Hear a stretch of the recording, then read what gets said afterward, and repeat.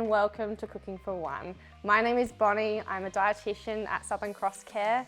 I'm also a food lover, grew up in the country with lots and lots of food, and my mum happens to be a massive gardener. So lots of freshly grown things, and just how good is a freshly cooked meal, right? Unbelievable. And this is? I'm Jo, and I live in one of the villages. So I was basically one of Bonnie's clients. Yes. Yeah. After having open heart surgery, I was a bit concerned about whether I was eating the right sorts of foods and the right sorts of precautions, and whether or not I should lose some weight. And so I just called into Southern Cross and said, maybe I need to see a dietitian. And then this beautiful Bonnie appeared at my door and talked me through my worries. Yeah, my worries. I think that's pretty relatable for a lot of people, right? That feeling of confusion and overwhelm with all the information out there. Oh, the and information. as we get older as well, things change. Yeah. So anyway, she put my mind at rest by telling me that, you know, I was in the normal range of weight, and I was pretty excited about that. And we talked about proportions and what have you. So I'm fairly disciplined about what I eat. I have my sometimes things, but generally speaking, I think I eat a pretty balanced diet. Yeah, and so, you're a massive foodie from what I've heard. I am a foodie, and that came out in our conversation. You know, when girls are talking and the information flows, and she found out that I'd had some fairly high-profile cooking jobs.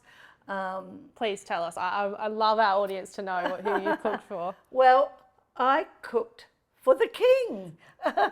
In those days, he was Prince Charles, and it was Princess Diana. So it was when William was a baby. I think it was 72. Oh no, 80, in the early 80s. Yeah. And I was the cook at Government House, and so that's what I did. I cooked for them, and I could kick myself because I had a handwritten note from Diana, you know. Oh, wow. And I just can't find it. It might just turn up one day, but it was just lovely. And if I'd realised the significance of it, but that's life. But how cool just to say you cooked good for them, right? Yeah, it's pretty good. And you've had various other cooking experiences, haven't you, Jess? I've cooked in cafes. Oh, I had a country pub. My first husband and I had a country pub. Boy, that made me grow up fast because I did all the cooking. We had a big meal trade there. Yeah, so I am a cookie, but that comes also with complications because you love to eat your own food and you can put on weight and what have you.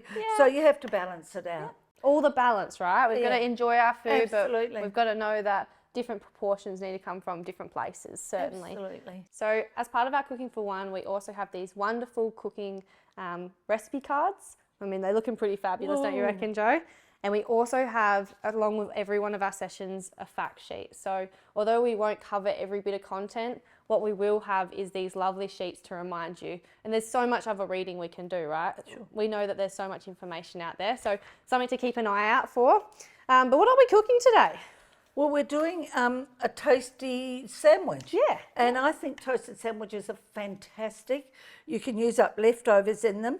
You can have them alongside a bowl of soup, which gives you more of a hearty meal. Absolutely. And you can use so many different things inside them. Yeah. So today we're using chicken. It's leftover chicken from roast chicken, and so it's been shredded and it'll be lovely. Really delicious. But at home, I often make them with the little tins of tuna.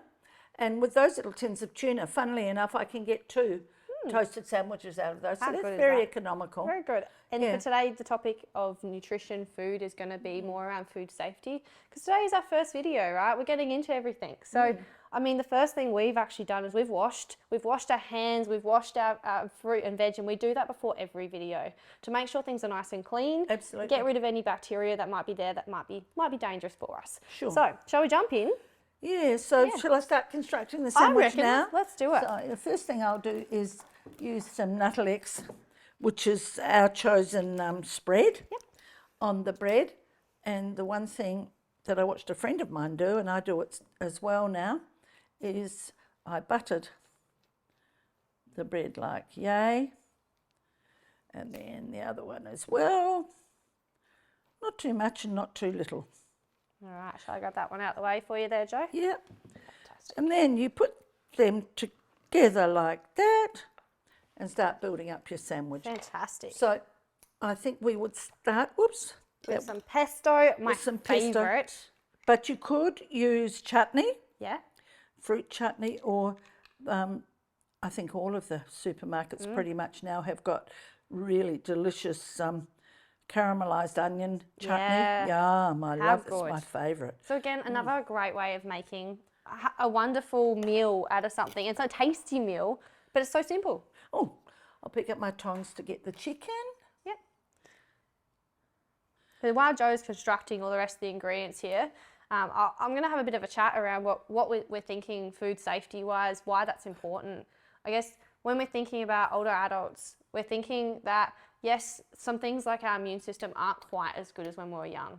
And why that's important is if you are ending up in hospital, if you are ending up unwell, those things can be a lot more fatal, yeah? And I'm sure we've all had the older adult with a simple cold and then not returning sort of thing. So we really want to make sure that we're emphasising safety with all aspects, and food is definitely one of them. Whoopsie. Just making sure, like, there's simple things. Washing our hands, as I said. You can see here we've actually got a cooked meat, and that's absolutely great. But if it was raw, we'd use separate chopping boards, and you'll see that in our other sessions that we try very hard to make sure we're not cross-contaminating between a raw meat like our chicken, but that can be any of our meats that are raw versus our salad vegetables. You don't want the two of them crossing because we don't know the bacteria that potentially is on these meats or these higher risk foods. So that is something to really consider when we're constructing our food, is what sorts of things we actually have going on there, right? Right, how's that sound, Jo? Do you use different chopping boards and things like that? I do. I've actually got different cut up ones at home. Yeah, what a Yeah. fantastic idea, Yeah. right? How fantastic. That's looking so good. Whoopsie doopsie. It wants to slide off. We'll let it there. We'll pop a bit of cheese on top to make it extra luscious. We've got a fair bit of chicken in there because the chicken is actually the star of the show. Ah, Yeah. But the salad is what makes it so nutritionally wonderful. yep. Okay. That looks pretty nice to me. Now, what we're going to do is open our toasty machine. I'll just take that little bit off and pop it there. All right. And, Need a hand there? Have you got it covered? well, I'm trying to get it covered. I think I can manage it. I think I can. I think I can. I think I can. I think I can. And I didn't. That's okay. You've never mind. almost got it there, I reckon. Well, sorry about that, guys. That's okay. It's a messy thing, the kitchen. Isn't it, Jo? And that's part of the fun, right? Create a Absolutely. bit of a mess. Perhaps you're not the one who cleans up. That's nice. But if you are, in the kitchen, it's sort of obvious when we got our raw meats and our different fresh stuff as well. In a fridge is also another opportunity where cross-contamination might happen. So I always like to say to people, store your raw stuff at the bottom. Because if it's sitting at the top and some juices come off and go on your nice fresh stuff at the bottom, Yeah, it's a bit of a disaster. it is. And it might make you sick. We don't know, but it might. And I guess that's where we want to reduce that as much as Absolutely. possible, right? Yeah. And we've all had the red meat go through a fridge. It's not very pleasant, is it? No. No. The good thing about this grated cheese that you can buy in the supermarkets, and this is a light one, is you can actually seal this bag up again and put it in the freezer. Yeah. You know, so you can just take it out and sprinkle it on top or make it into a toasted sandwich like we have. So it's a bit of a freezer staple, would you It say? is a freezer staple. Yeah, It is. I would have thought so. Absolutely. Yeah, Yeah. I almost always have some cheese in my freezer. Yeah. Makes it really nice. Yeah. I mean, if you absolutely. like the sliced cheese, you can use that too, but you can't freeze that. Yeah. It, Not quite the same. It doesn't like being frozen. No. Not quite the same. No. Yeah, absolutely. But So you could put a bit of ham in there. You could put leftover roast meats of any kind. Yeah, or you could do a purely vegetable one. And beetroot. You know, sliced beetroot, which is another pantry staple. In the tins? In the tin. Yeah, in perfect. the tin, absolutely. Absolutely. Yeah. Absolutely. So I think that's going to be extremely yummy. Yep. And we'll just let it get nice and brown. I agree. I agree.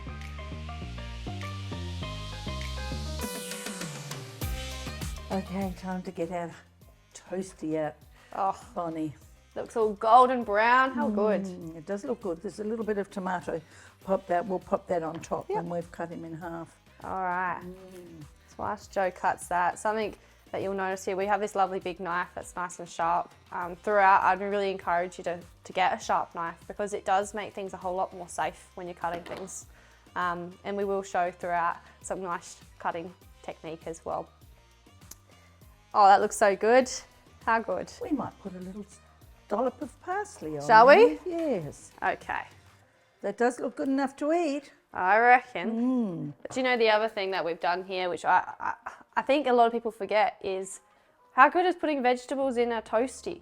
Absolutely. I mean, a lot of people think about the traditional ham and cheese. But what about all these other goodness?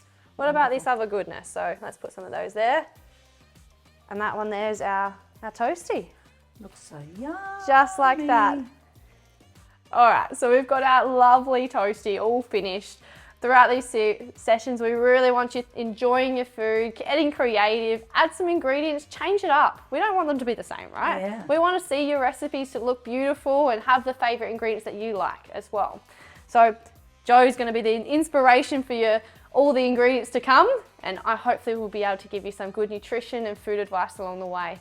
But like I say, if there's stuff we haven't talked about, it will all be in those write-ups as well. So you'll have a fact sheet and you'll have the recipe card with all the ingredients and equipment to keep you covered so you know what you need to get. So enjoy, and hopefully we'll see you along the way. Thanks, Bonnie. Let's have fun.